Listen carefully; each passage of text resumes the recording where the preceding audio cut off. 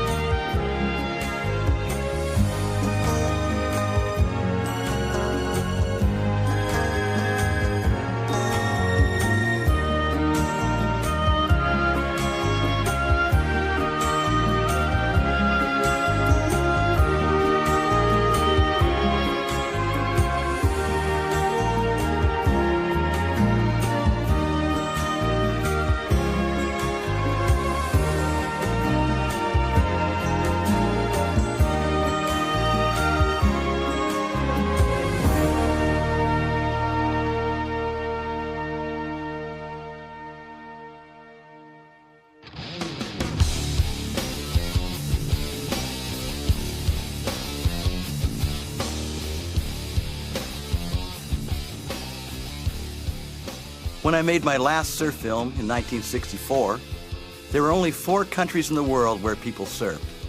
Today, surfers are riding waves in virtually every country in the world that has a coastline, and on almost every island in every ocean. If you went searching for your perfect wave and went to every spot in every country where people now surf and stayed one day, you'd be gone for 50 years. In the longboard era, a perfect wave was a point break like Malibu.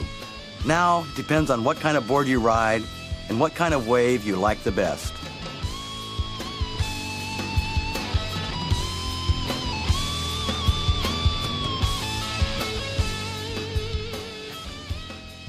It seems like everyone's surfing now, from Mr. Hulo to 5-year-old TJ Barron to 75-year-old Rabbit K. Kai. Little girls are surfing, and big girls are surfing. People with bumps on their backs, and little dinky kids that really trust Dad.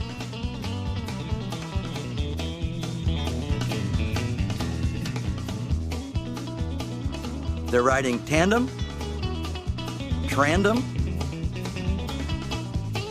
even 4 poor guys who can only afford one board between them.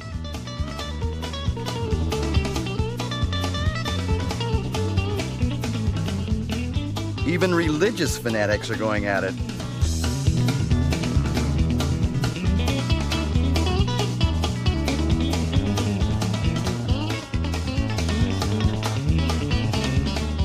Even Rover's riding. He figures his partner's a kook, keeps wiping him out. He'd be safer on his own board.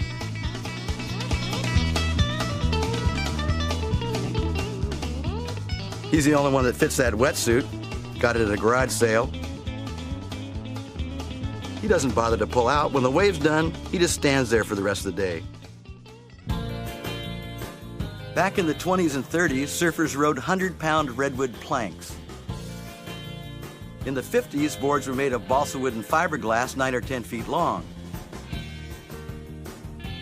In the 60s, it was polyurethane foam and fiberglass.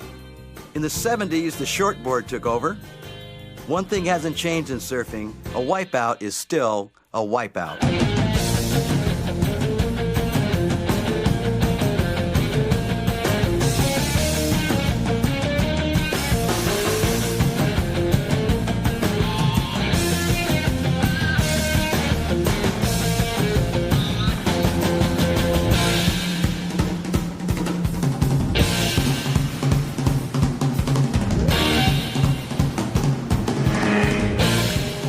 People are now out in the waves on all kinds of things, from wave runners to full race outrigger canoes,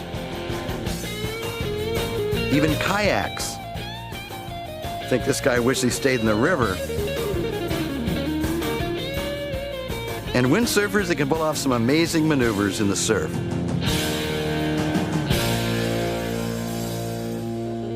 My friend Tom Morey invented the boogie board in 1971. Today, everybody seems to be riding them. Some have almost made an art form out of it, like Mike Stewart here.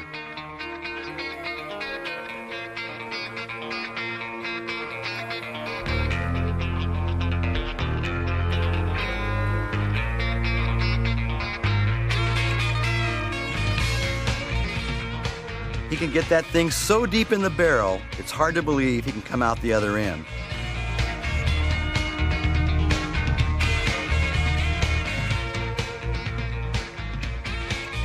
Mike and some of his buddies have taken up riding the shore break at Waimea Bay, really gnarly waves breaking in about a foot of water.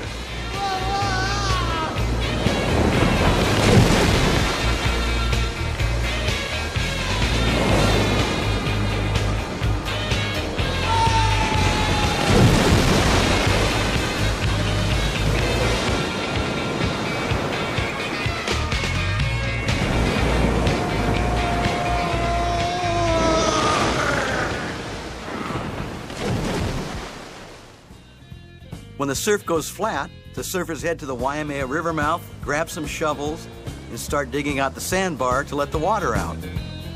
After about an hour, the water really starts to go. You know when it's just right because it sucks the tourists out to sea and creates a standing wave. The waves don't go anywhere, but you do. Surf or not, these guys still figure out a way to have a whole bunch of fun.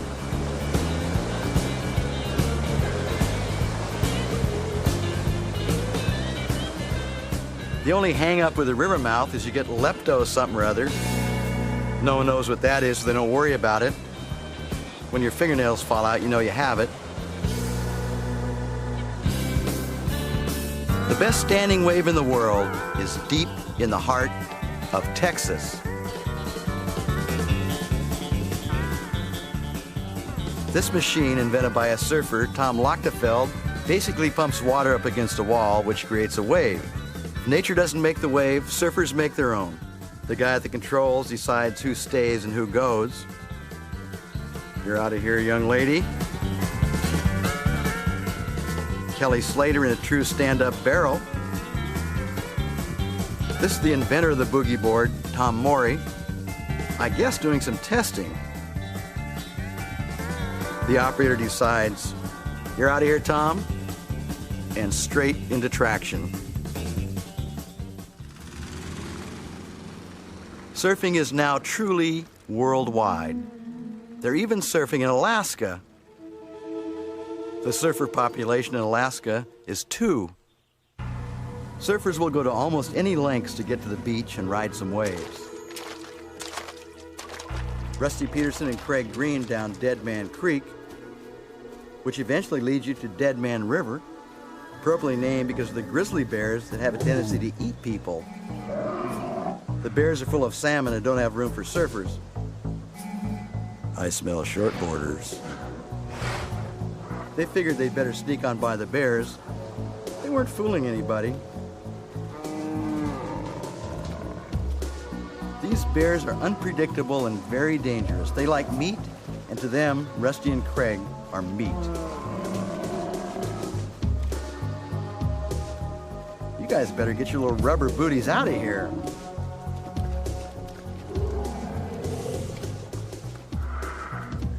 If you make it down Dead Man River, you come to Dead Man Forest.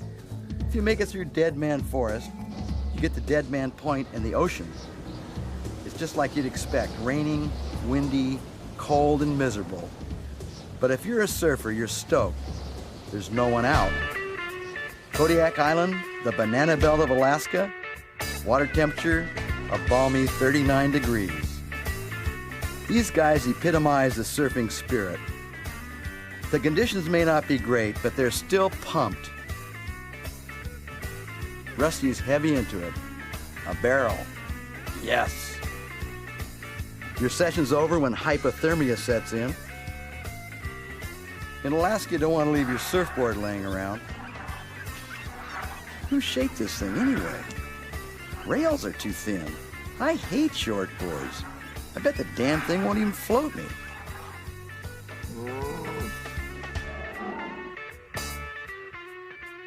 For most surfers, the ultimate dream would be to follow the surf and the summer around the world. Our journey began one night in Southern California. Tonight on the Saturday Night Movie, for the 30th year, is Bruce Brown's The Endless Summer. Pat and Wingnut sat down to watch my 1964 surf film for the 100th time. You know, I wasn't even born when they did this. I think it was Wingnut that started talking about it. Hey, you know, we could do that. If you're willing to take a leap of faith, Yeah. get off your butt, who knows how many great things are waiting in the world out there. They spent half the night planning their journey. There were so many places they could go. The practical approach was to go where they knew someone they could stay with. It'd be cheaper that way. The blonde-haired fellow is Pat O'Connell, 20 years old, from Dana Point, California. Robert Wingnut Weaver, 26, is from Santa Cruz and rides a longboard like everyone did in the 50s and 60s. He has no interest in surfing the modern shortboard. Wingnut lives in a semi-time warp.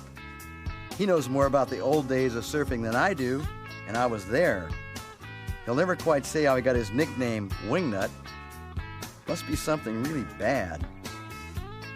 Besides the traditional longboard moves like nose riding, he also does things we never dreamed of.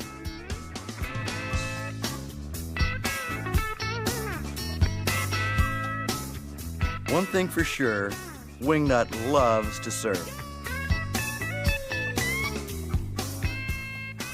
The only person who might love surfing more than Wingnut is Pat O'Connell. Pat surfs the modern, smaller, and lighter shortboard. He came from Chicago, of all places, moved to California when he was 12. He occasionally surfs in professional contests to make some money for rent and travel. Mention a 9-to-5 job to Pat, and he gets pale. Just the thought of all those waves breaking without him is almost too much for him to bear. The common bond between Pat and Wingnut, they love to surf. To travel around the world, you need some money. Pat had $7,000 in the bank from a surfing contest he won. Wingnut told Pat he had a whole bunch of money stashed in banks throughout the world. I guess not this one. You have to say goodbye to your loved ones. Honey, I'm taking off around the world for a few months.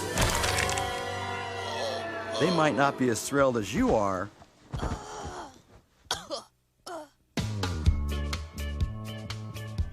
For most surfers, packing for a trip around the world would take a long time, like 5 minutes.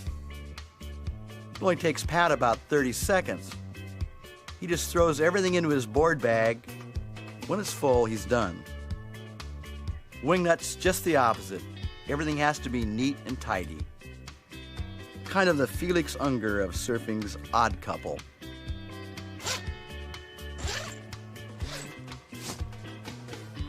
Wingnut had talked Robert August into making him aboard for the trip. Robert was one of the surfers in the original Endless Summer. This is Robert at 18, and Robert 30 years and 30,000 surfboards later.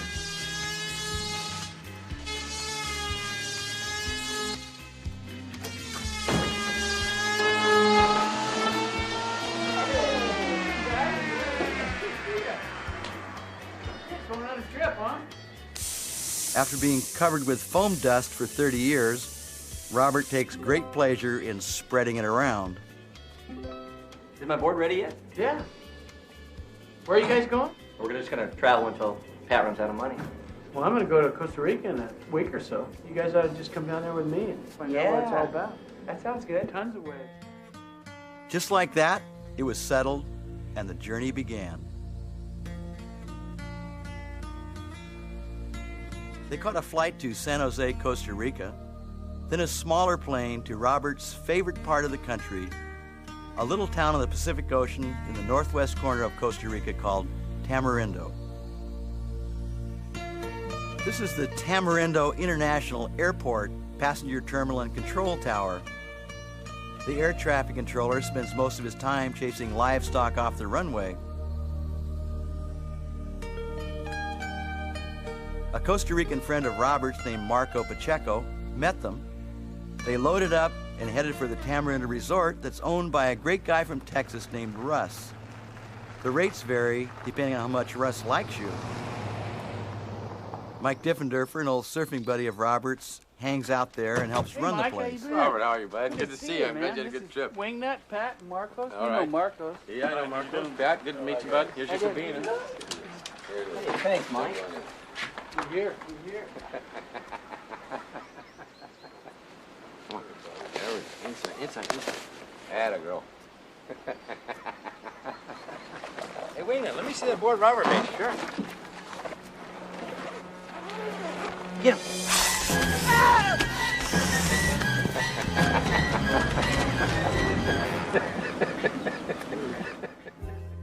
In the morning, they hit the road and smack into morning traffic. Costa Rica is a beautiful country with hundreds of miles of beaches to explore on both the Pacific and Caribbean coastlines. Here's one of the local lumberjacks. The jungles are hardwood. As you drive along, you notice a lot of the hardwood fence posts are starting to sprout, turn back into growing trees. This is what a 200-year-old fence post looks like.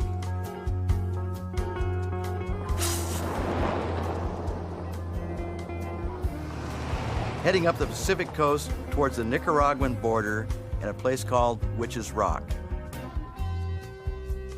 To get to the beach, you have to paddle across this estuary where caiman live. Caiman are a variety of crocodile. They don't get as big, only 10 or 12 feet. They didn't see any caiman, but it was definitely on their minds. They didn't paddle with much more than their fingertips. Safely to the beach, where the sand's about 485 degrees, makes the trip down the beach quick.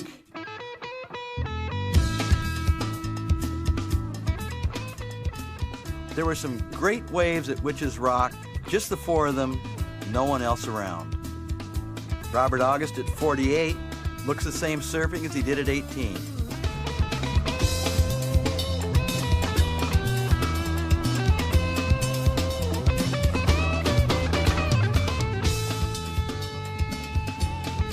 The wave of the day went to Pat. He was getting a little sunburn, so he got into the shade.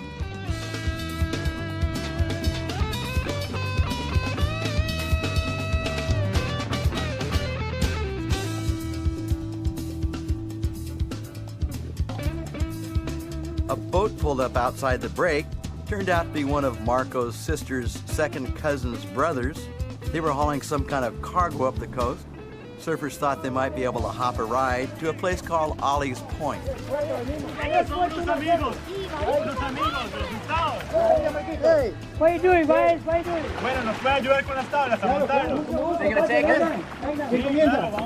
Come aboard, my friend. Hey! How are you? Very good, very good. Hey, good to see you. About the only way to get to Ollie's Point is by boat. When they got there, the wind was really howling offshore. Should make the surf good if you could get your board to the beach. The surf was gangbusters. Another super spot, great waves, and no one around.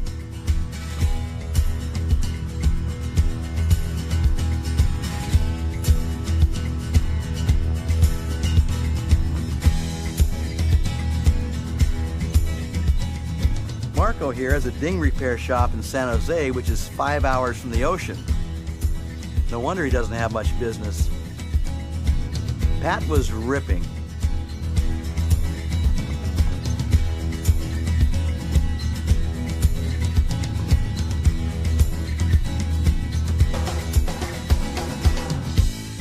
Wingnut's a great improviser on a wave. He turns something that happens into something it looks like he meant to do. The locals named Ollie's Point after Oliver North. Supposedly, the CIA had a secret base up the valley that supplied arms to the Contra rebels in Nicaragua. It was a big secret. That's why they called it Ollie's Point. Everyone knew about it except Congress. For a lot of surfers, this is the kind of day you dream about. Just you and your friends, offshore wind, 85-degree water, quality waves, and the nearest parking meter is 800 miles away.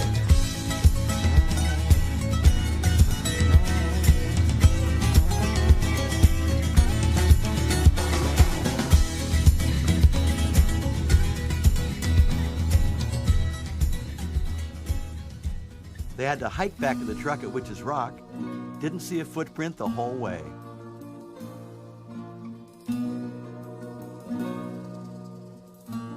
They had to sail down a river and hike through a jungle to get there. The jungles are full of howler monkeys. They sound like lions roaring. Look, you gotta get back here. Look at those things. You'd howl too if your figs were frozen. Underneath them, you know? There are lots of really beautiful girls in Costa Rica. Pat fell in love several times. Robert said the girls in Costa Rica liked older, refined men like him a lot better than young guys like Pat and Wingnut. His Spanish wasn't perfect.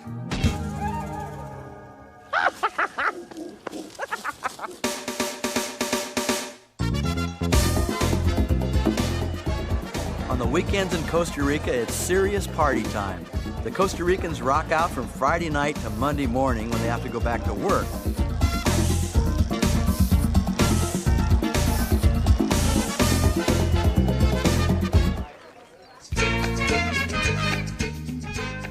Most of the little towns have some kind of fiesta several times a year. Every little town has a local band. Everyone from miles around shows up. They spend most of Saturday parading around, playing music, and drinking guaro, a local drink made from sugarcane and nitroglycerin. The main event at these small town fiestas is on Sunday, when they get a bunch of bulls and let anyone who's brave enough or has had enough guaro try and ride them. Pat and Wingnut thought they might give it a try, but when one of the bulls got close, it looked mighty big. They took one look and were out of there like a rocket ship. I skinned my knees all up, diving under us. They put the drinks in plastic bags so you can't throw the bottles into the bull ring. This guy was my hero. He'd had so much guaro to drink he could barely stand up. But could he ride that bull or what?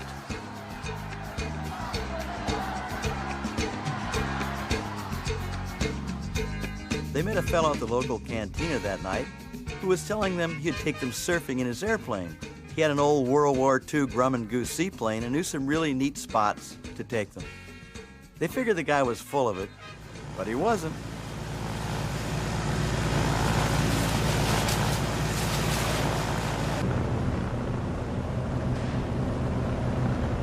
The flight was a little strange.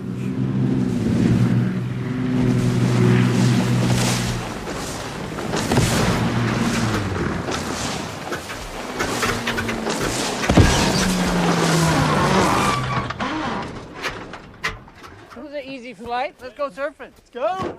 Thanks a lot. Hey, man, thanks a lot. That was a radical flight. Right, dude. No problema. Right on, man.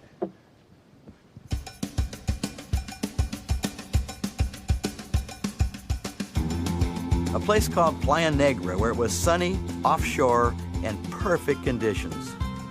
The water temperature this day was 88 degrees.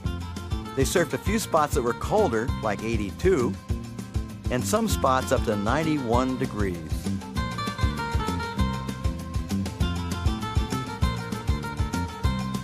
Robert owns a little piece of property nearby and plans on living there, as he puts it, forever, or until I die, whichever comes first.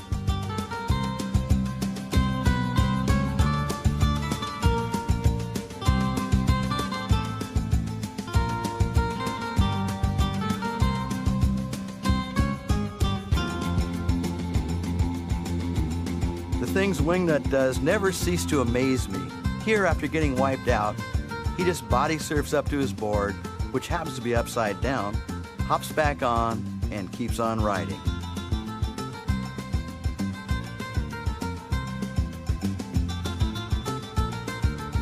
Pat and Wingnut are always bickering about longboarding versus shortboarding. Pat gave the longboard a try. He said, "Did I look cool or what?" Only a week out of California and already living their dream of an endless summer.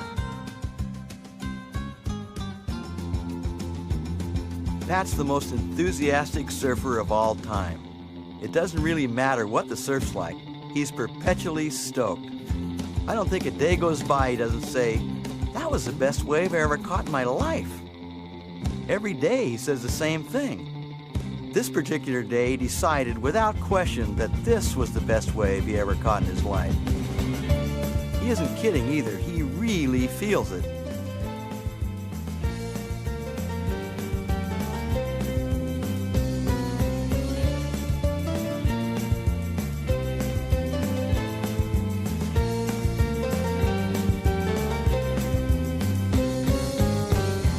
When he's really pumped, he just sometimes skips up and down the beach for an hour or two. While Pat and Wingnut have the beaches of Costa Rica almost to themselves, let's check out what's going on at the same time in Hawaii. The North Shore of Oahu, the most famous stretch of surfing coast in the world. From Velzy Land, a place we first surfed in 1958 and named after surfboard maker Dale Velzy, to Sunset Beach, Rocky Point, Pipeline, Haleiwa, and Waimea Bay, the most famous big wave spot in the world.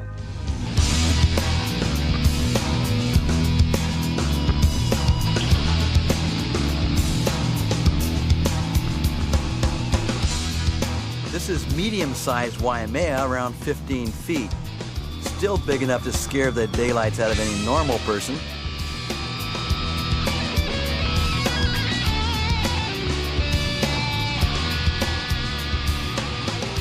The smaller it is, the more crowded it gets.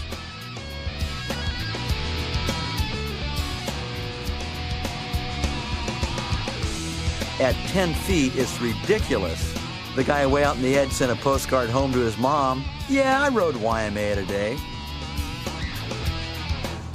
If you think the surf is crowded, check out the highway on the weekend. The beaches aren't deserted either. More telephoto lenses than at the launch of the space shuttle.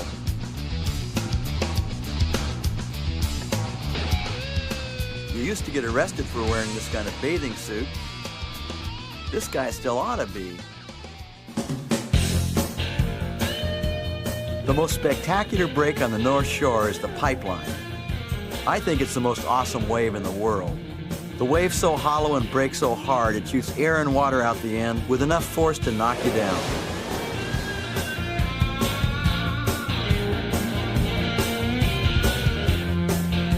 Better watch where you're paddling out.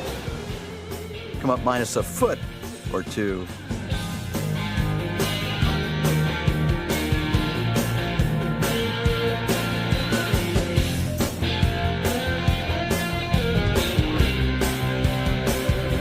Some of the local surfers have almost made a career out of riding the pipeline. I call them the varsity. Local boys like Johnny Boy Gomes, Michael and Derek Ho, Liam McNamara, Sonny Garcia, Larry Rios, Jerry Lopez. These guys are pipe specialists. If you think you're going to hop off a plane from somewhere, go out there and dazzle someone, you're in for a very humbling experience.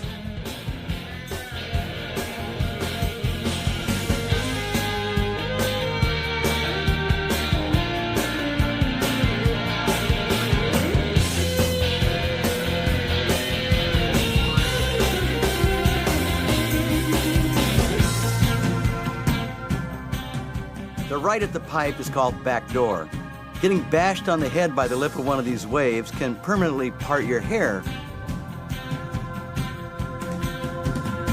Getting deep in the barrel and coming out again is an art.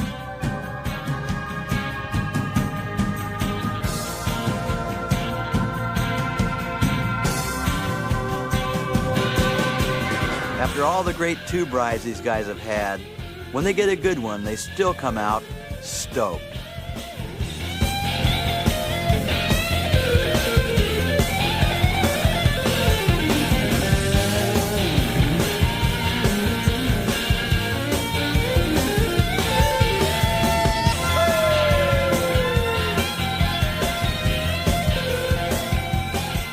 The pipeline's a very dangerous spot. The wave's bad enough, but check out the bottom. Very shallow and very sharp.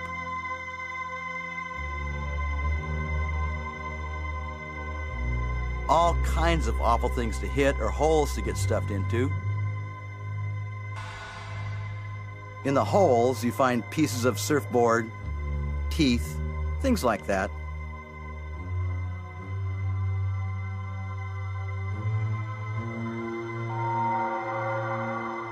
When it swells from the west, it pushes sand in the channel and ends up about 4 inches deep. That's when you want to make sure you get out of the wave in time, way out.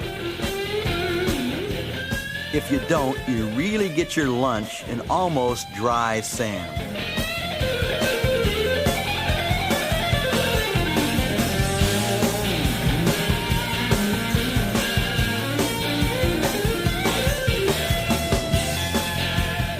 What do you do now? There's no water to dive into. Just stand there and take it like a rat.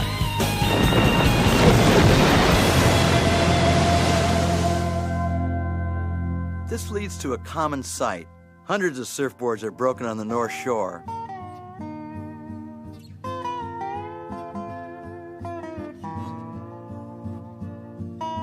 Heading back to Honolulu, whooped. In Hawaii, the kids grow up on the beach. Ah, some surfboard wax mixed with sand and dog hair. Not bad. Growing up around the water, they get hammered in the shore break before they can barely walk. No wonder they turn out to be good surfers. They almost live in the water.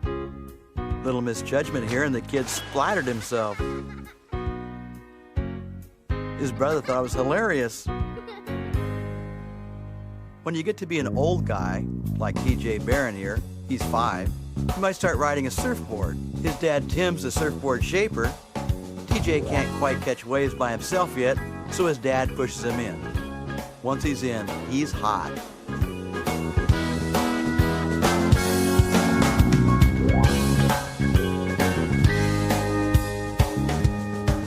TJ whips the Grammys on the beach into a frenzy.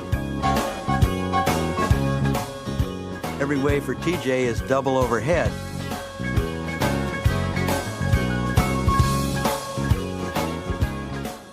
Five years old, 3'6", 45 pounds. He might be pretty good when he gets to be an old guy, like 6. Let's see what Pat and Wingnut are up to. They've skipped their way from Costa Rica across the Atlantic Ocean to their next destination, France.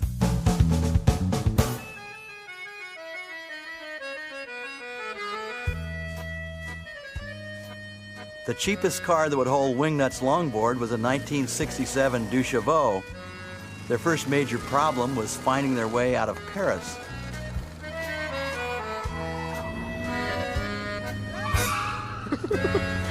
They finally made it out of Paris and onto the freeway, where they discovered the Deux Chevaux was not freeway compatible. It only went 40 flat out. They'd come to France to meet Tommy Curran, a famous California surfer who's been living there for the past several years. Tommy lives in Biarritz, which they just now figured out was 400 miles away.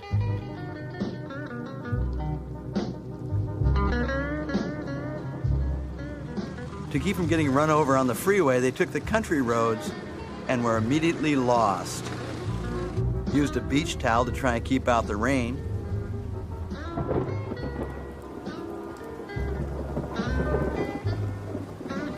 If you think you're lost on the road, wait till you stop to eat. They didn't speak a word of French. It's point your finger somewhere on the menu and pray. I thought they were going to have little English translations or something. Do you have any idea what any of this stuff is? It's not a clue. Go for the French thing. What do you call this? Du rôti de porc. Rôti de porc. Bonsoir, monsieur. Des escargots. I ordered snails. Can you believe it? I ordered snails. You know what? I'm gonna let these poor guys free, man. I can't eat these guys. It took them a couple of rain-soaked days, but they managed to navigate the 400 miles to Biarritz and locate Tommy's house. They arrived looking like a couple of drowned rats, just as the storm went from bad to worse. We made it. Any surf? Kind of nice conditions. A friend of mine's coming by, so we can just jump in his car and go look. They headed on down to one of the local beaches to check out the surf. The 100-year storm. They call it stormy Monday, but Tuesday's Tommy didn't say it, but you know what he was thinking. You should have been here yesterday. On their last day in Biarritz, the storm finally passed. Surfing's quite popular. It's more of a mainstream sport than it is in the United States.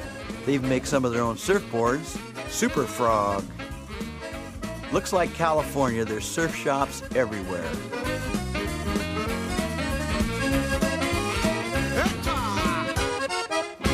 When they headed down to one of the local beaches, they found out the locals don't wear much. It takes a little bit of getting used to. I think she might have liked me a little bit. What do you think? I think, you know what, if you live here, you sort of learn the knack of it, kind of learn how to walk by properly without getting caught. You ever get used to that kind of stuff? No, but you just walk once. Don't go back. Don't ever go back. Walk twice.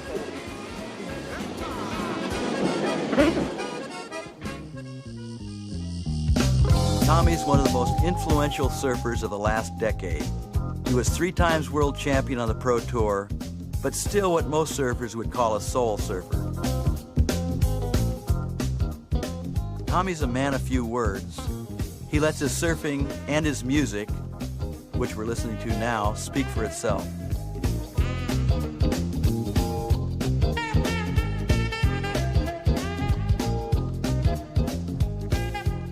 He's magic in the water.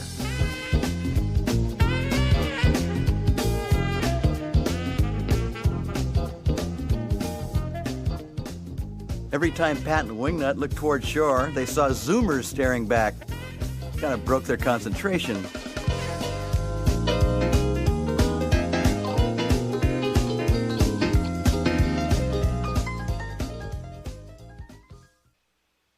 The surf really crapped out later that day, but not to worry. Everyone hopped on longboards and went out to have some fun.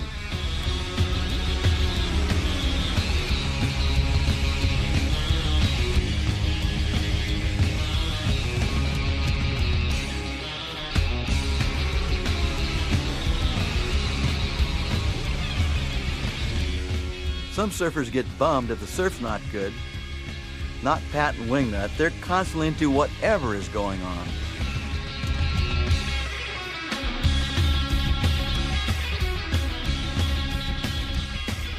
Shortboard, longboard, body surf.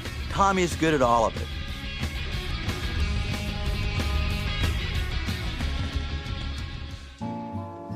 Pat was trying to learn how to play the guitar, and Tommy was trying to help him out. How'd you do that? That was cool. We're in the middle of a song. I'm sorry, but I'm really lagging. I'm just kind of checking everything out. Okay. Start over again. Tommy's dog Snoopy thought Pat's guitar playing was really cool. He'd just ride back to Paris with him. Okay. Bye. Snoopy got downright nasty when Tommy tried to get him out of the car. Hey. Snoopy. Snoopy the groupie couldn't help himself. He truly loved Pat's music. Bye-bye, kid. Au revoir, les copains. We're with you. Snoopy!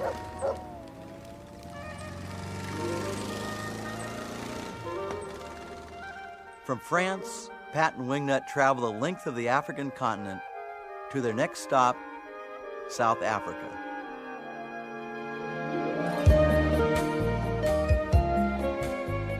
The world-famous landmark in Cape Town is Table Mountain. There's a cable car to the top. Pat and Wingnut joined the rest of the tourists for the ride.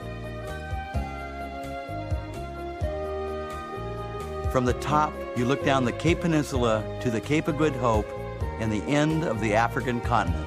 The Atlantic Ocean on one side and the Indian Ocean on the other.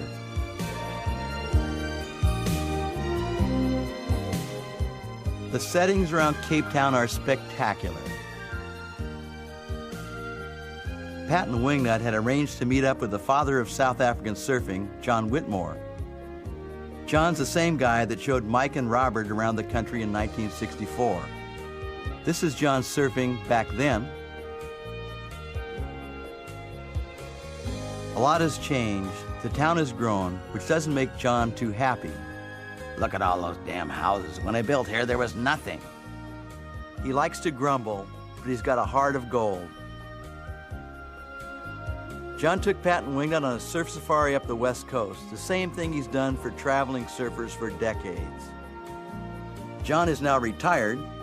He made surfboards for 35 years and gave the surf report on the radio from his bathroom overlooking the sea. Heading for a place on the Atlantic Ocean called Eland's Bay. They lucked out and hit one of those good days that don't happen all that often.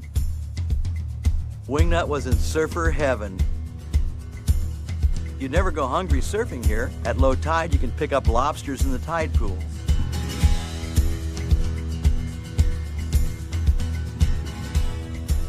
Pat's a vegetarian. With all his energy, can you imagine what he'd be like if he ate meat? He'd be uncontrollable.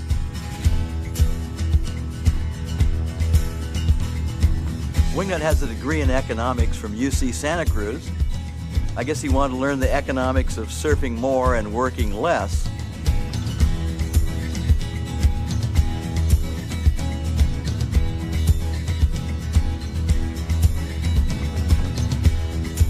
The cold Bengala current sweeps up the west coast from the Antarctic, and the water is cold summer and winter. Never gets over about 62 degrees.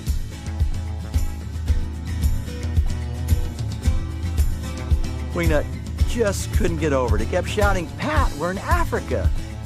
This is the best wave of your life?" Pat said it was until some longboarder wrecked it.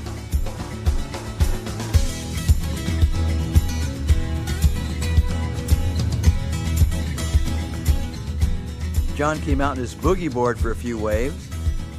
He stopped riding a surfboard about 10 years ago because the waves got too crowded for his tastes. With his boogie board, he can surf right through the heavy kelp where surfboards with a fin can't go. At 65, when he gets a good ride, he still lets out a hoot. Yahoo! It was a fun day of surf at Eland's Bay. "Yo, dude, give me 5. Seems like wherever you surf in South Africa, the local kids show up and they're always stoked. There's a pretty unique restaurant up the coast from Eland's. If you didn't know what it was, you'd drive right by. If you want to eat, you just call the phone number, which is 17. They come and cook for you. Everything's cooked over open fires. Fresh bread baked in outdoor ovens, and about 20 different kinds of fish and shellfish with every trimming you can imagine. That's lemon butter they're putting on there.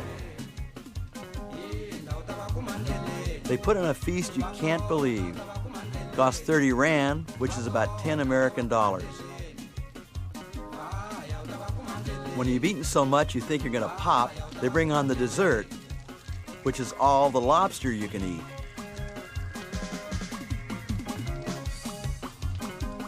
To add to the charm of the place, there's a pretty good surf spot right out front.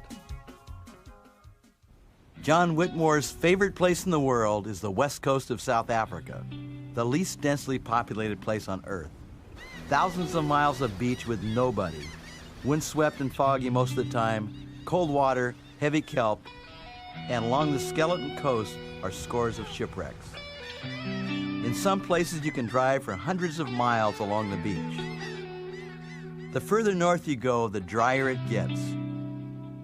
John has a friend who lives in the north where it rained 1/2 inch in 14 years. The bush eventually gives way to endless dunes.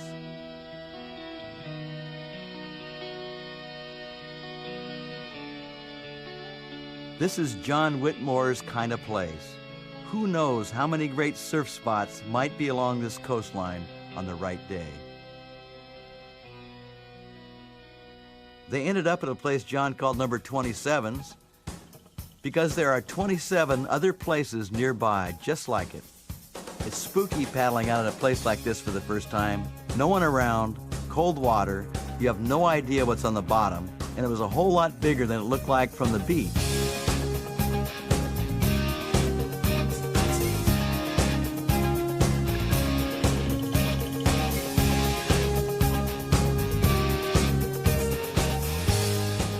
This place is in the middle of white shark heaven. Didn't help that John stayed on the beach. Said on his boogie board he felt like a fishing lure for a great white.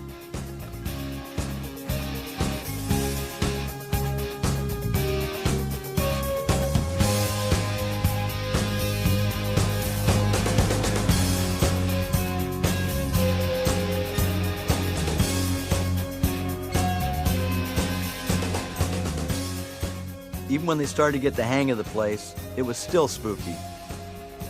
The salinity of the water and the pounding waves cause a weird foam to form.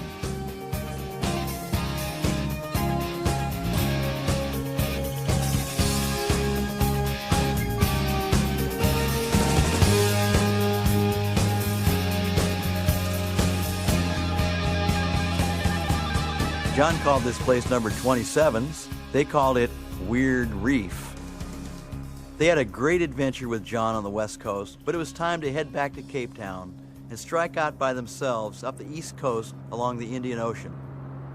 John had a car they could borrow, hadn't run in a few years. Touring surf vehicle for you guys.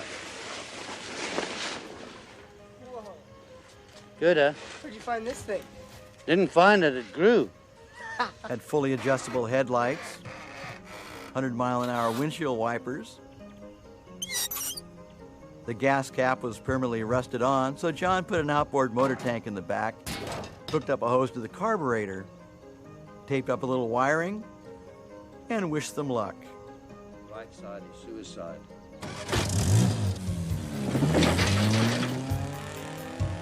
And don't forget, we drive on the left down here, so pay attention.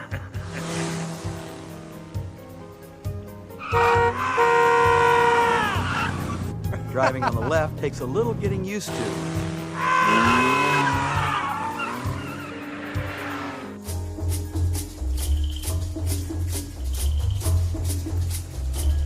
Off on another adventure, heading for Cape St. Francis, 500 miles up the Indian Ocean coastline, retracing the steps of Mike and Robert 30 years before. When you come across a 40-pound turd in the road, it gives you a clue what might be in the vicinity.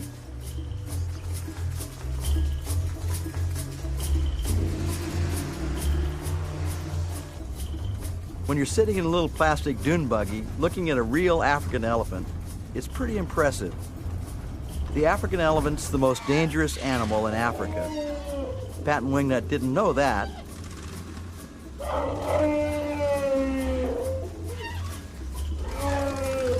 They can run up to 40 miles an hour and do 0 to 40 in about 3.2 seconds, which is about 10 seconds faster than the buggy can do it.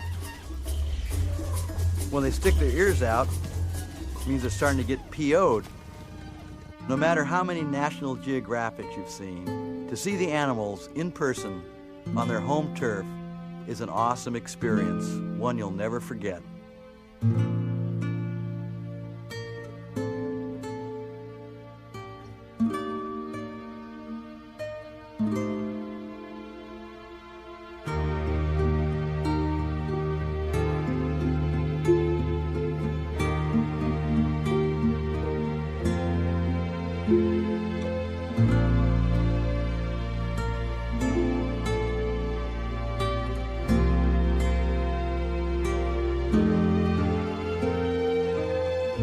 The animal with the biggest toenail in the world is the ostrich. They can swallow anything up to about the size of Pat O'Connell.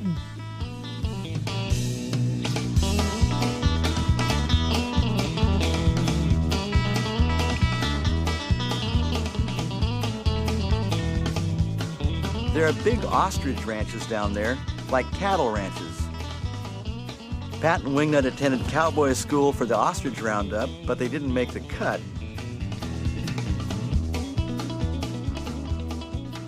They spent a few days exploring the coastline of the Indian Ocean on their way to Cape St. Francis, the place we had first surfed 30 years earlier. Wingnut's dream was to walk across the sand dunes to get his first look at the surf.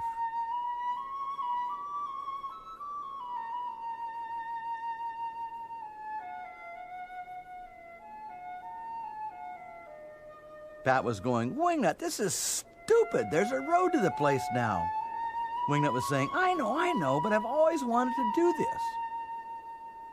It was almost 30 years to the day that Robert August, Mike Hinson, Terrence of Africa, and a fellow named James came across the dunes to get their first look at the waves. Nothing at all there, just perfect waves.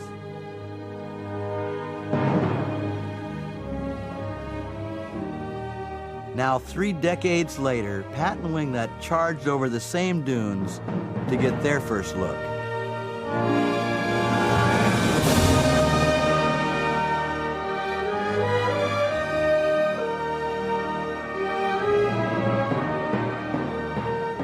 A development of 1,000 luxury homes and condos.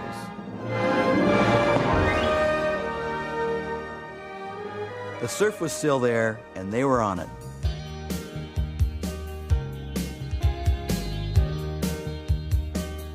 It's not quite as perfect as it was because the sand dunes have been planted with vegetation to stabilize them and keep the blowing sand out of the houses. The sand used to blow into the sea and fill in the rocky bottom, so the bottom was completely flat and made the waves peel perfectly. Without the sand filling in the rocky bottom, the surf is now more irregular and breaks in sections. It's still a great wave, but not quite the same.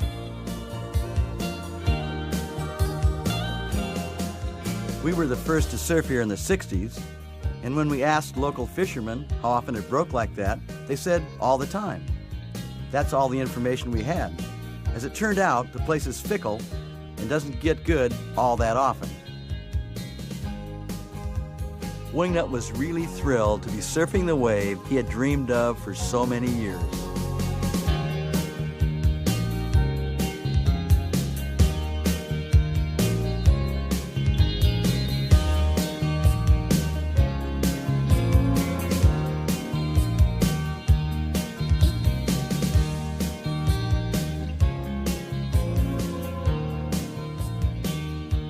Driving around near Cape St. Francis, they ran across a truck they thought might be broken down and stopped to see if they could lend a hand. Pat? How are you doing, Gary? Good to meet you. Yeah. What are you doing? Oh, I'm just sighting in my rifle here. Do you mind if I shot the gun? Not at all. Boy, that is one big bullet. More like maybe a torpedo. None of your pleasure. I never shot a gun before. Is it Got to hang on to this thing pretty tightly because it's got quite a kick to it.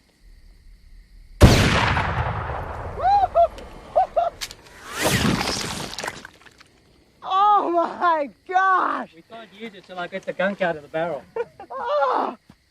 The guy was a little perturbed that Pat dropped his gun in the dirt. We just clean it out and that's it. Oh! One of the real world-class surf spots in South Africa is a place called Jeffreys Bay, not far from Cape St. Francis. They had arranged to meet South Africa's most famous surfer there, Sean Thompson. Their first look was a classic, one of the best days of the year, and Mr. J. Bay, Sean Thompson, was ripping.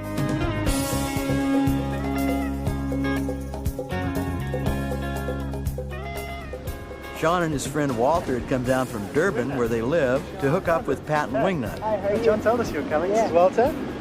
Hi, nice to meet you, Walter. Quiz, big quiz. Amakakasama cool. Seen you out there getting these perfect waves. Yeah, we saw you get your last wave. It was amazing. Yeah, it wasn't bad for an old buddy. Yeah. Come on, guys, get out there, man. Come and join us. We're going to hit it again. What a wave. The swell comes wrapping around the point. The wave goes on and on. It seems to me the ultimate irony. We found a perfect wave for the time at Cape St. Francis, a longboard kind of wave. Yet only a few miles away is a spot that would be considered a perfect wave by today's standards.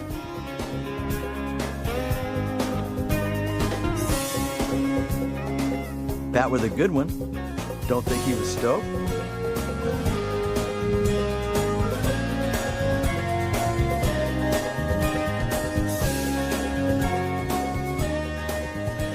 Wing up with a ride that's over a minute long.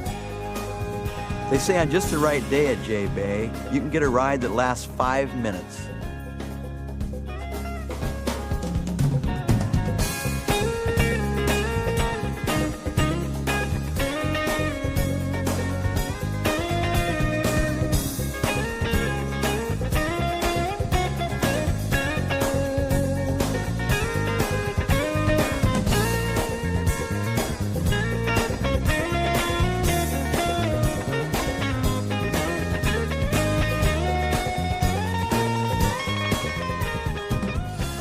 He couldn't wait to get back to Santa Cruz and tell his buddies, oh yeah, J Bay, me, Sean Thompson, you know. Gave him a few tips.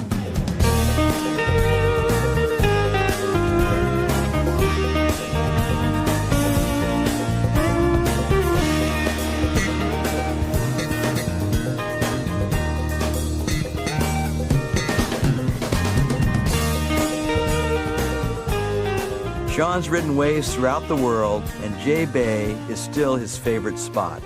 I think my very favorite wave in the world is Jeffreys, definitely. I mean, I love the wave. I think it offers a lot of variety, a lot of power. The wave's very speed orientated, but there's also a place where you can do big, strong maneuvers. And also, it has fantastic tube sections, which is the thing that I like best.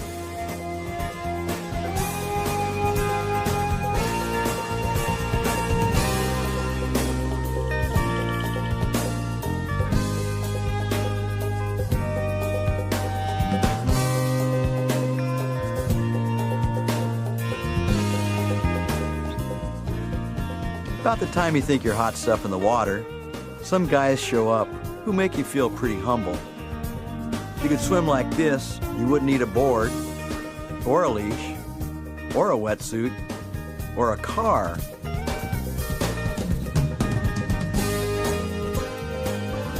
Walter is one of several million Zulus in South Africa, and the only one that surfs. He'd only surfed around Durban, which is a sandy beach break, so if you lose your board, you can just stand up. We didn't realize it, but he'd never learned to swim. A friend of his told him if he ever needed to swim, he should just wave his arms and kick his feet like a frog, and he'd be swimming. Pat couldn't believe it. Guys out there surfing can't even swim. You love the ocean? Yeah, I love the ocean because for this ocean, when I surf, you make me happy. Or sometimes I'm going surfing, I got some problem. If I'm surf, I don't think about a problem. I'm waiting about the waves. I think he summed up most surfers' feelings pretty well.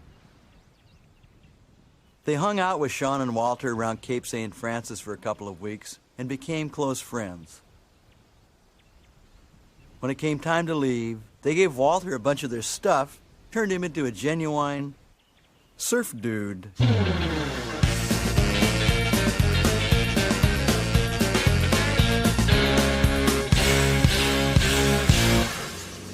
There was a fellow named JP in the area that John Whitmore told them to be sure and look up. Oh, you must be JP. That's right. I'm Pat, and this Pleased is to my meet friend you. Wingnut. Pleased to meet you guys. John Whitmore said you'd be able to show us some animals. I can show you guys around a bit, or maybe you would like to drive on your own. Is it okay just to take our little rig and... Yes, just don't get out of the car. And maybe you'll find some cats as well. It's already a bit late, but maybe. I think you should enjoy a drive like that. Thank you very much. Pleasure. See you later. Eh? Yeah, definitely. Good. And please, guys, don't stop, eh? Don't stop. Then you're going to have real problems.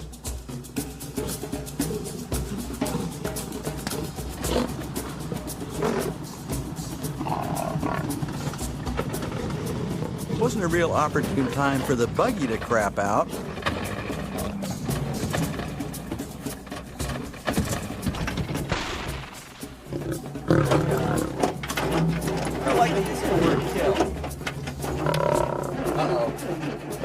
Wow. That's a real lightweight fiberglass cab on the buggy. Felt like they were in a fiberglass can of cat food.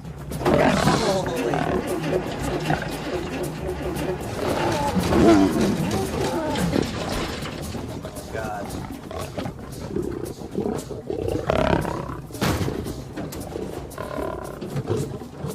I thought the Huntington locals were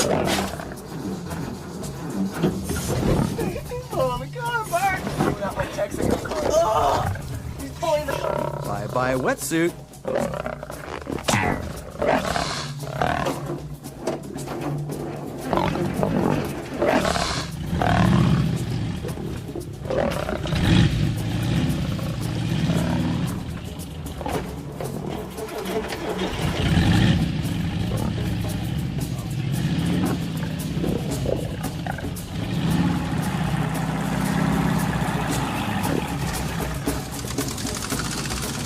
Pat told Wingnut, "I told you not to leave that beef jerky in your bag." The Lions spent the rest of the day eating their luggage. Wingnut spent the rest of the time surfing a little bit ventilated.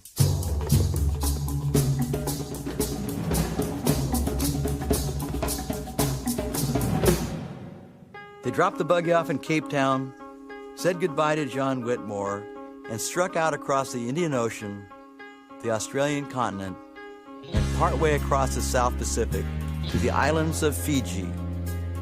One small island in particular, Tavarua. On Tavarua is a small resort built just for surfers, something I could not have imagined a few years ago. There are a few huts called berets to stay in, not fancy, but nice. It's a beautiful little island that happens to have a couple of the best surf spots on the planet.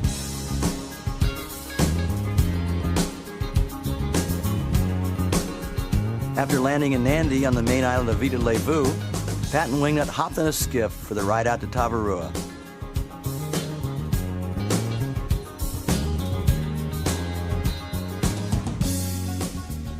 It's truly a beautiful place.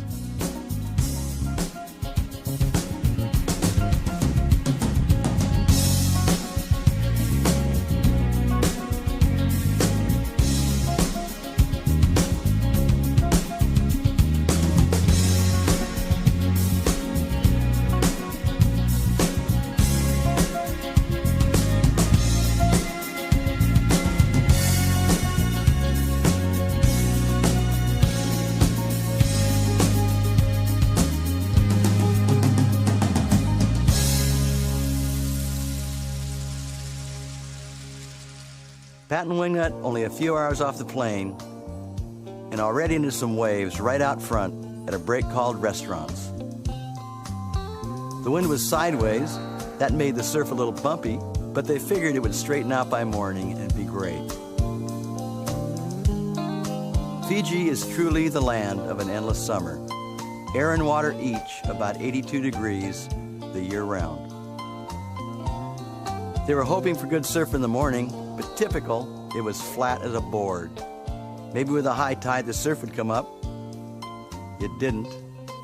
Even with no surf, Tavarua is a great place to be. You can walk around the island in about 15 minutes. While Pat and Wingnut were there, they became pals with two Fijians by the name of Eddie and Ulai. Ulai loves to surf, but for Eddie, it's a part-time thing. To go every day and surf, should do something, do some work, then you have a chance to go surf. Just chef, every day, chef. No, when he gets away, he just smile. He just go. Fun. Surfing is fun. Fishing is not fun. Yeah. The fishing's pretty good sometimes. Enough yellowfin tuna to feed the whole island population. Eddie and Ulai took them off to visit some of the other islands. There are 300 islands in the Fijian chain, about 50 within a skiff ride from Tavarua. Each one is different. Some have fancy resorts, some are native villages, and some are uninhabited. The most beautiful water I have ever seen.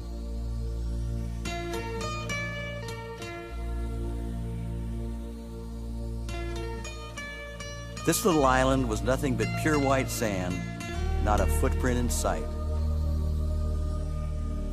The stick in the middle is the national forest. Eddie barefooted, clomping around the razor-sharp coral reef. The soles of his feet are like steel-belted radials. Made the Howleys feel like wimps. Ulai was always up for a good joke, like trying to cold-cock Pat with a coconut.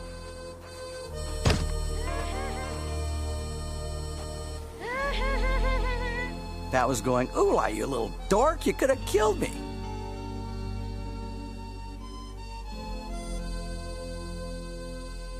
Pat and Wingnut had picked this time to come to Tavarua because it was when 3 of the best surfers in the world were going to be there. Kelly Slater, Jeff Booth, and Tom Carroll. They're professional surfers who surf the World Tour, a series of contests in various countries with over $1 million of prize money at stake. Tavarua is home to hundreds of sea snakes who swim out of the ocean to rest or do whatever snakes do. They're deadly poison, no known antidote. If they bite you, you're gone within 5 minutes. But they have real small mouths and aren't aggressive, so you're not supposed to worry about them.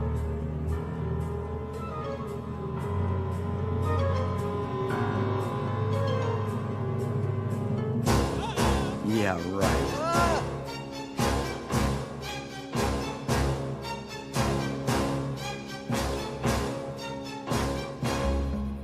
To celebrate the surfers' arrival, the Fijians threw a kava ceremony. It's a traditional welcoming ceremony for honored guests. Kava's made from pounded up kava root that's soaked in water. It looks like dirty dishwater and tastes like old gym socks. You clap your hands once, try and swallow it, then clap your hands 3 times. That's all there is to it. Whatever it is, it makes your teeth go numb.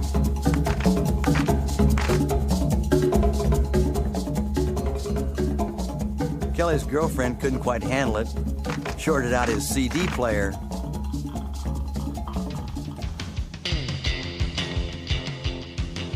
The ceremony turned into a party with all the local kids rocking out.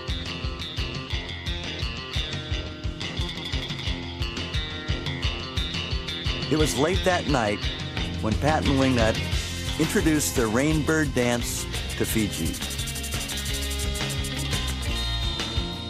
With enough kava, not everyone made it all the way back to their berets that night.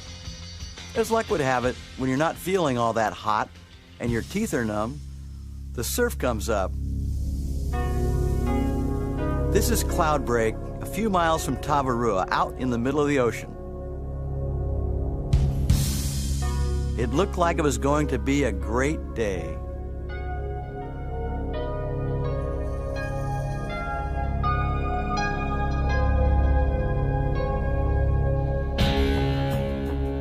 boat ride out, you can hear the roar of the surf breaking on the reef at Cloudbreak. It sounds like thunder.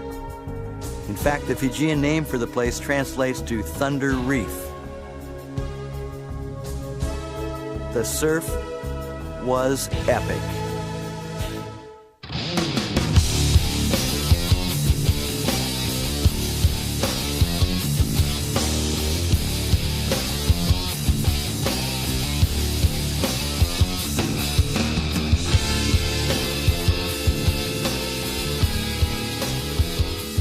This is Jeff Booth from Laguna Beach, California, giving the place a going over.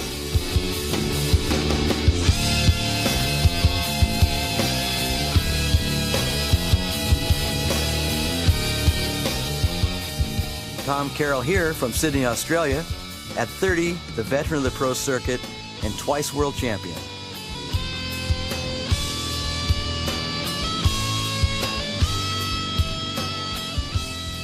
Kelly Slater from Cocoa Beach, Florida, kind of the wonder kid on the pro circuit, world champ in 1993 at age 20.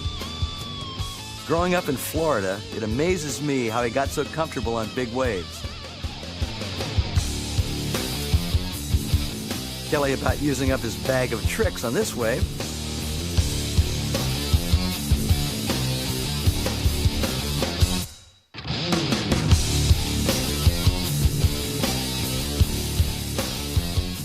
Pat got some great waves until his leash broke. His board washed in over the reef and disappeared, never to be found. Fortunately, he had a spare in the skiff. No one could believe how well Wingnut surfed his longboard at Cloudbreak, particularly Tom Carroll. Wingnut deserves the Medal of Honor out there. I know I was shocked at the way he took it on that board. Didn't really faze him too much either. He's gung-ho. Most of the surfing contests Kelly, Jeff, and Tom ride in are held in pretty lousy surf. A day of surf like this is 1 in 100, almost unheard of for any contest. It's a contest anyway to see who can get the most incredible ride.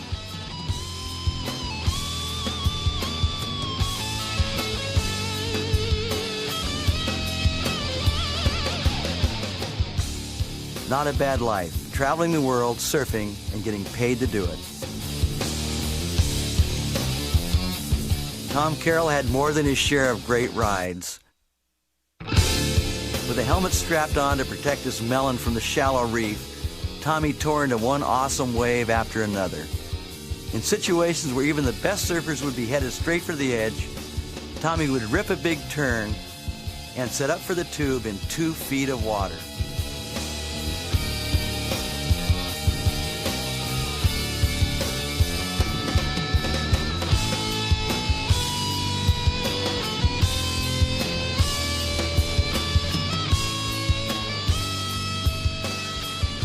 For Tommy Carroll, the perfect wave is right here at Cloudbreak.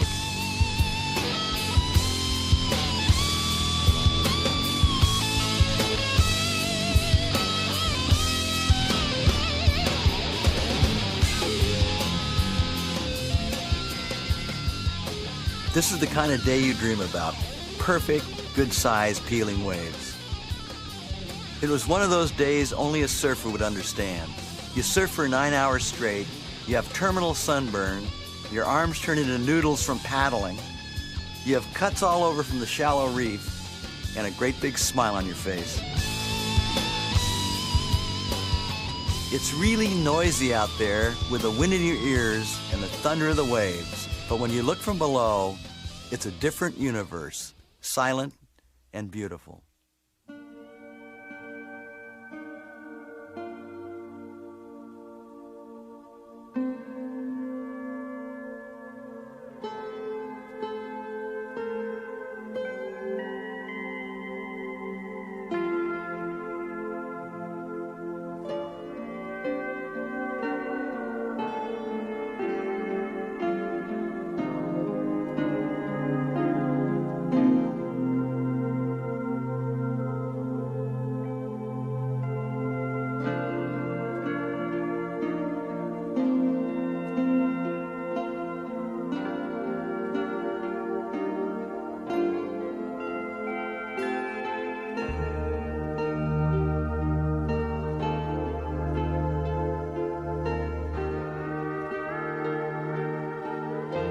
Wingnut spent a lot of his time underwater bouncing off the reef. He took some real poundings. Wipe out. You don't get out of the wave, you get sucked up in the coral reef and ground up. Wingnut doesn't normally use a leash. He had no choice at Cloudbreak. I never heard of a leash getting stretched, but when Wingnut started the day, his leash went a foot past the end of his board. After Cloudbreak, it went 10 feet past the end. I mean, A-plus Cloudbreak, surfing with Kelly, Jeff, and Tom. It doesn't get much better than that.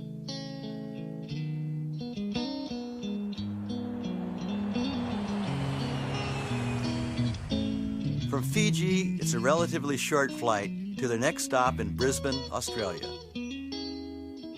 Pat had been to Australia before when he was in high school, had stayed with Nat Young and his son, Bo. Pat and Bo were old buddies, and Nat was one of Wingnut's surf heroes. Hi, Patty. Hi, Wingnut. Nice to meet you. My heroes for a long time. Got the boards. Let's go ride a few, All right. Wingnut wanted to go right to Surfer's Paradise because it had such a great name. This is paradise? Wasn't quite what he expected.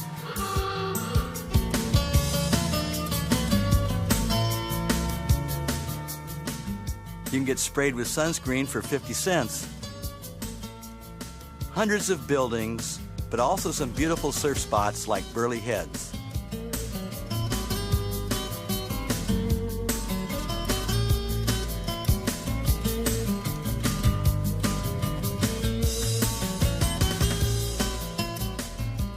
.10% of the Australian population surf, so the waves are packed. On the whole, the Aussies are good surfers and aggressive. Unless you know karate, it's hard to get a wave to yourself. Practical hairstyle for surfing.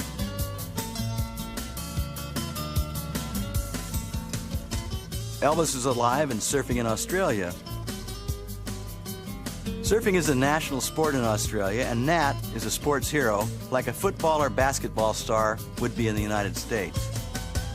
When we came through Australia in the 60s, Nat was 16 years old and one of only a handful of surfers who was good by the standards of the time. He was one of the leaders of the evolution of shortboards in the late 60s and 70s. Nat's friends call him the animal because he runs wide open night and day, never seems to get tired. Nat's son, Bo, has turned into a great young surfer. After 2.5 hours, Pat finally got a wave to himself.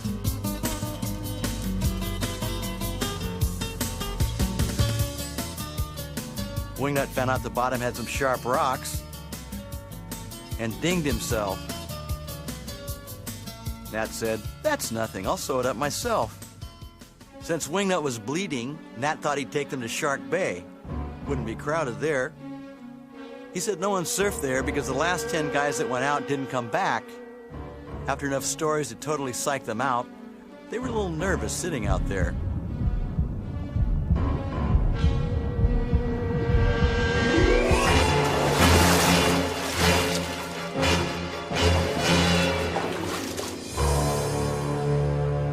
When you're in Australia, you go to the pub.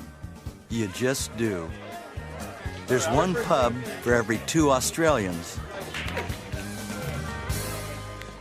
So, where are you from? Actually, I live in Dana Point, California. Yeah? Yeah, it's California. Yeah? You got all those bloody hippie, bloody communes and all that sort of stuff in the place. In the first week I got chicken pox. You did? Yeah. Really? And on my birthday I was sick with scarlet fever. So, but I had a really good time there. What was your name? Red. Red. Yeah. I'm Wingnut. Wingnut.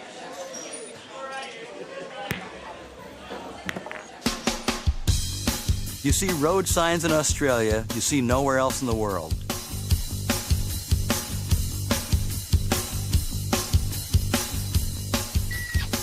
People like koala bears a lot more than koala bears like people.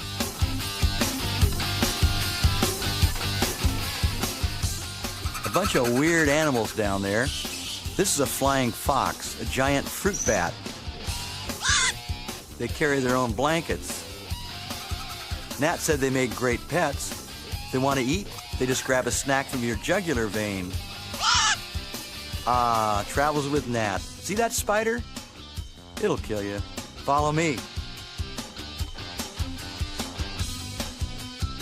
He's a great guide for a walk in the woods. You've got to watch the ground and watch for snakes. A walk in the woods with Nat turns into the Bataan Death March. He takes you to a beautiful spot, then scares the crap out of you.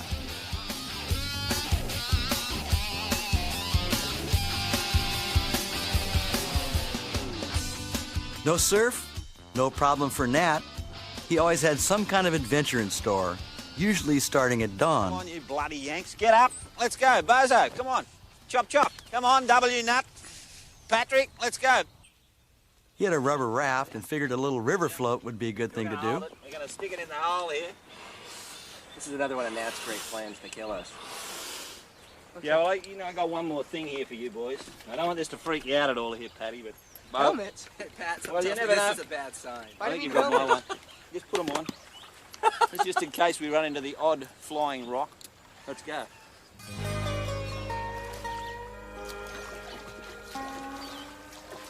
Off down the mighty Namboida River. They had crash helmets, life jackets, but no one had a clue what they were doing. That didn't stop them. Are we going to crash? We're going to do our very best not to crash, but I can guarantee there'll be the odd wipeout or two. They spent the day ping-ponging their way down the river. Most river runners walk ahead to look for danger. They didn't bother.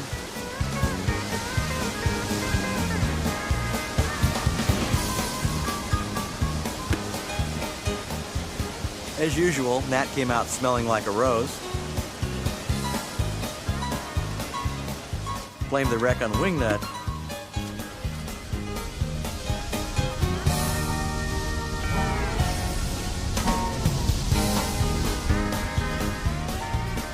He would have carried the raft around this one, but he didn't know how to stop. Nat had tamed the mighty Namboida River. That looks good. So that's the end of the river adventure, but first, there's one more thing. About 7 miles up that road's the car, so if you two clowns can go and get it, bring the car down here, Bo and I will pack up the gear, and then we're out of here.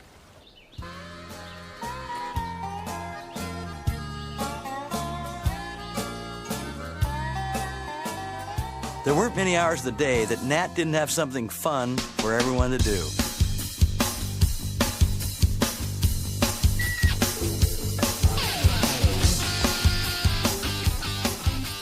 He was wearing them out, or in this case, wearing out their rear ends.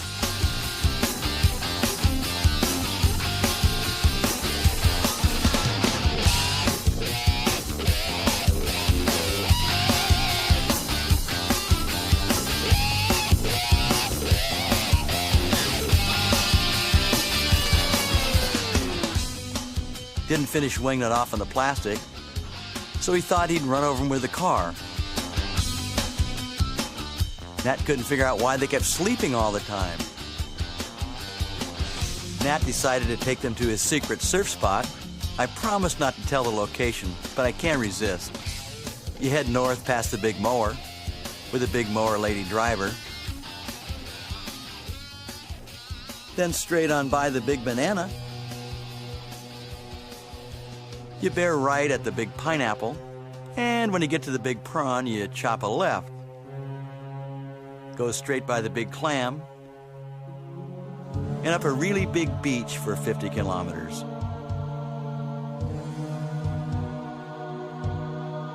When you get to the big shipwreck, you hang a right, and head 8 miles out a really, really big sandbar. You finally come to Nat's secret spot, where you'll find the world's smallest wave.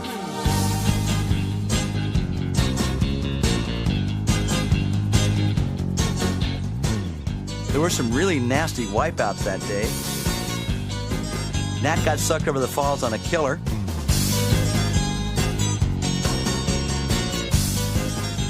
Pat got the best wave of his life. They drove for thousands of miles chasing the surf and rode waves at dozens of different beaches.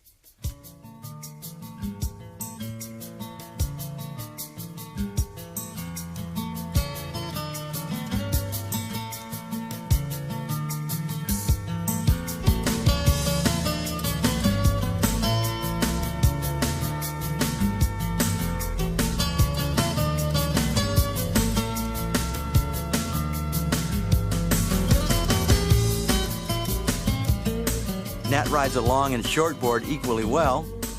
He started an international pro longboard circuit. He picks the judges, and he's won every one but one.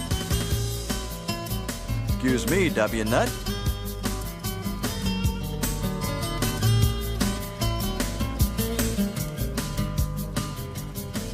Surfing and traveling with Nat the animal was unforgettable.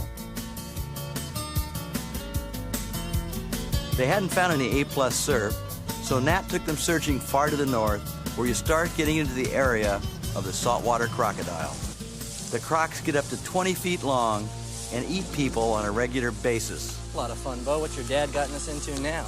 That'll be a bit of a jungle tamer as well. It's a bit of a fight in this crocodile-infested area, and try not to fall in the water. But however, we're doing our best. Crocodile my ass.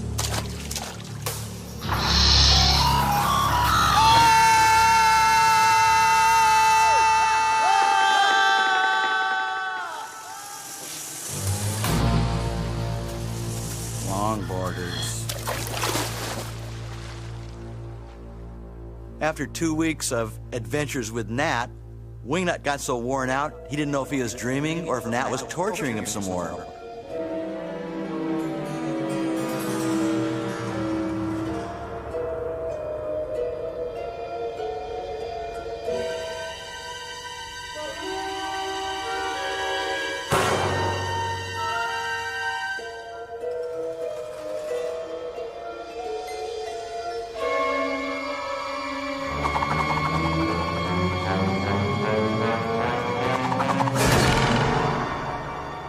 They felt lucky to get out of Australia alive. From Brisbane, across the Australian continent, to the island of Bali, one of 15,000 islands in the Republic of Indonesia. Every inch of Bali that's not a town is a rice paddy. Clever people, this is the local goose herder, the geese eat the bugs, then fertilize the paddy all in one easy operation. Most of the people are Buddhists or Hindus. It's one of the most densely populated places on Earth. The local buffalo wash. There are places of worship and temples everywhere. The monkeys are sacred and nasty little turds.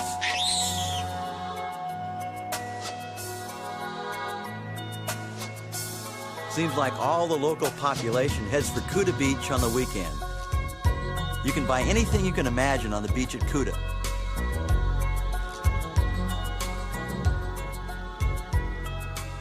It's a black sand beach, so they dump white sand on it on a regular basis and sweep it around to make it look pretty. You have your choice of about 10,000 genuine Rolex watches for sale on the beach at Kuta for $10. They're pretty expensive at home, at least like $100 or something. The traffic in Bali is unbelievable. The only place it's worse is on the island of Java, where they're headed next to meet Jerry Lopez. The overnight ride from Bali to Java is ridiculous. Trucks and buses running flat out on a road half lane wide.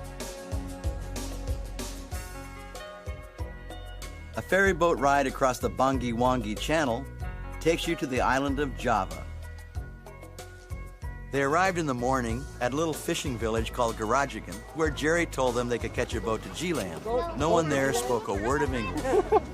What's up, buddy? Oh, yeah. Where is the boat for G-Land? Over there? G-Land. Okay, thank you. Yeah, okay.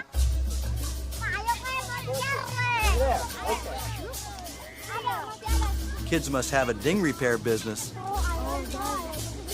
Before long, they were out to sea. The latest in high-tech boats. The captain on the bridge had remote control steering, side-mounted diesel outboard motor, favorite hat's a plastic bag. 2 kids bailed constantly to keep afloat. No one in the crew spoke English, and Pat Wingnut's Indonesian was non-existent. Why are we fixing all the time? I thought we were going surfing. Go to G-Land? Yes. They always say yes. Jerry Lopez. No. Yes, please. Go, we're going surfing. You think we got the wrong boat? You know, I know we've got the wrong boat. Isn't that our boat? Yeah, that's our boat. Guys, that's our boat. That's our boat. We want to go on that boat. The real boat had been looking for them for hours.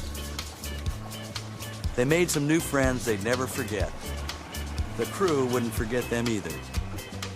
Now in the lap of luxury, when you get to G-Land, you take a little rubber ducky over the reef where Jerry and Laird Hamilton were waiting for them. About time. Where you guys been? Ain't it? Worried about you guys. Jeez.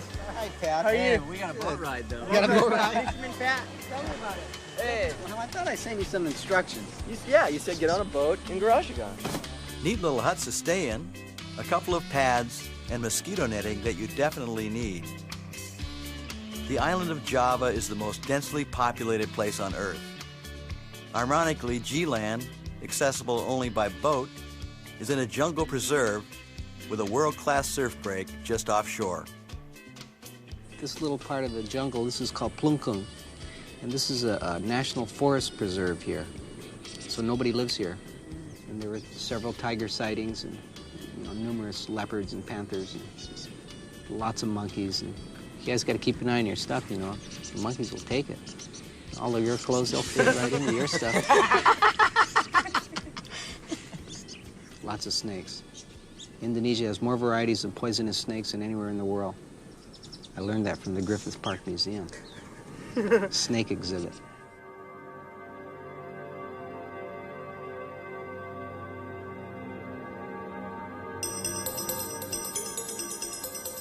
At low tide, you can walk most of the way to the break.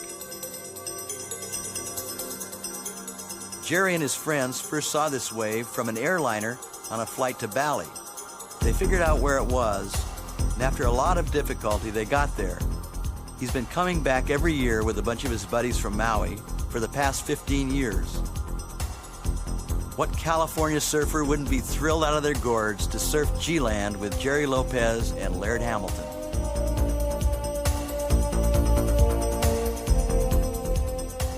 Pat got a bunch of great waves.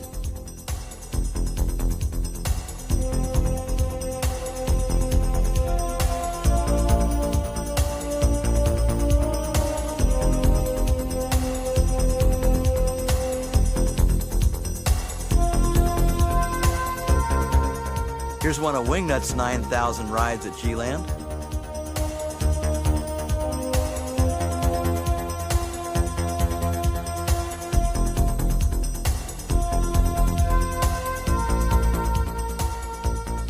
Jerry wears Polaroid goggles to save his eyes from the glare because he frequently stays out for 8 or 10 hours straight. Jerry is known as Mr. Pipeline because he established a whole style of surfing in difficult waves. He was the surfer everyone else was measured by. Here's what Laird has to say about Jerry. In my eyes, what I see that Jerry has brought to the sport is the ability to make things look so very easy that are so very difficult and remain calm and cool while doing it. Jerry is stoked just about surfing and about living. It should be the contrary. It should be that he's surfed all the perfect waves every single time they've been good and that he should be the most jaded one of all of us. But it's the opposite. He's the biggest Grammy. Jerry Lopez was one of the surfers who introduced and pioneered surfing in Indonesia. He has a couple of proteges that have turned into world-class surfers. This is a young guy by the name of Rizal. He hasn't been surfing very long, but already rips. You would too if you had waves like this to ride regularly.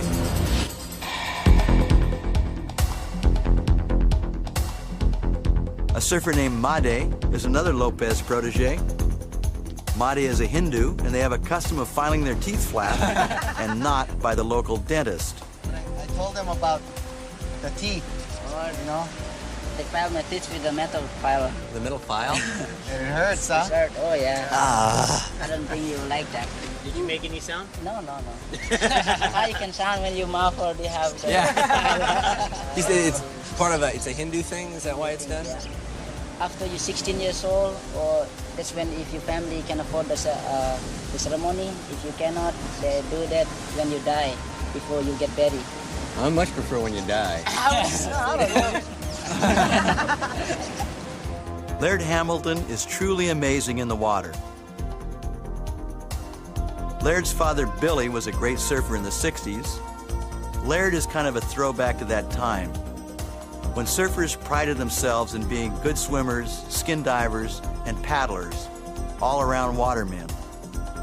Laird has his own priorities. I'd rather be out on a 2-foot day with a bunch of my buddies than a 20-foot day with a bunch of jerks. But usually on a 20-foot day you're alone, I'd rather be out then.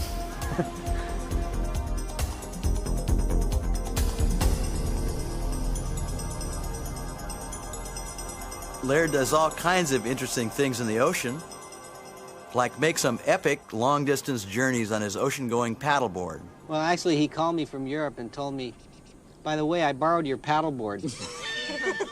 This was after I accepted a collect call from France. We paddled from Corsica, which is in the Mediterranean, to this little island called Elbe. I thought it was 45 kilometers, and it was 45 nautical miles, which are even a little further than miles. Another thing Laird does is a lot of windsurfing around Maui, where he lives.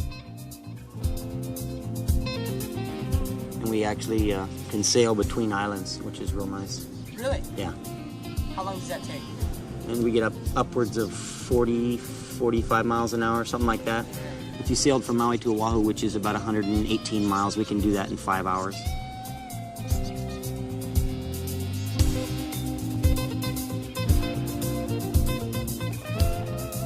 You may think this is a little extreme. He does other things that are really ridiculous. Well, he's got a new act. What they do is, him and his buddies, just as crazy as he is, they get in this little Zodiac and they take a water ski rope and they tow each other into waves that are too big to paddle into. Stop and consider that for a moment. A wave that's too big to paddle into. In this case, it's a wave runner for the tow-in.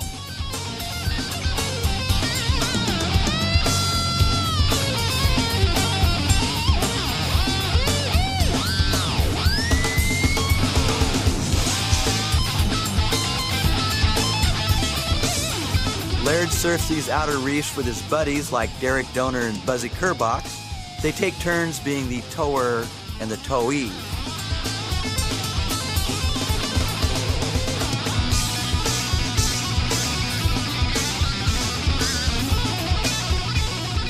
The helicopter was from a surfing magazine that was taking some still pictures.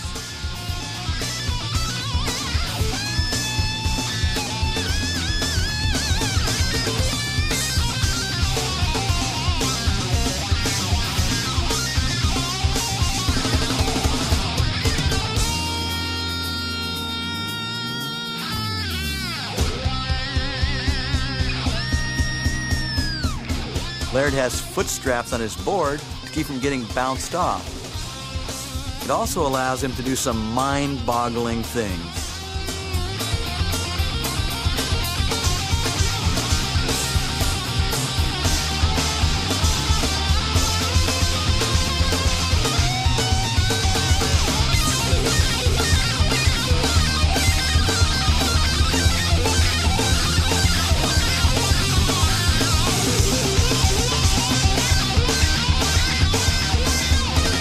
Have a little Laird burger. I've learned, though. I don't go with them anymore.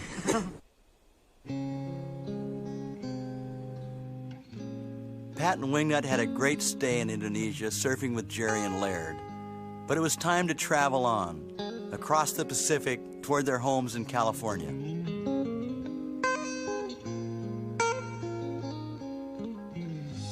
Surfers are travelers, and so are the waves they ride. Waves borne by storms thousands of miles away travel across the oceans of the world to break on beaches for our enjoyment.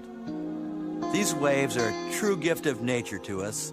No two are exactly alike. It's like someone's fingerprint.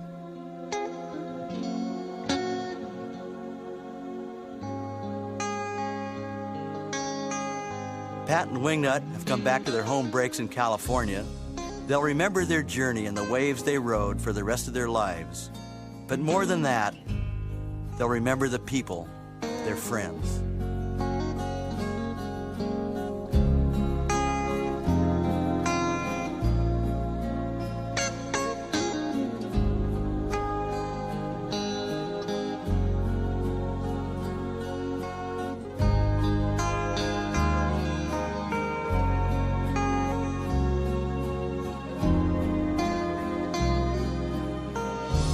With enough time and enough money, you could spend the rest of your life following the summer around the world. This is Bruce Brown. Thank you for watching. I hope you all enjoyed our film.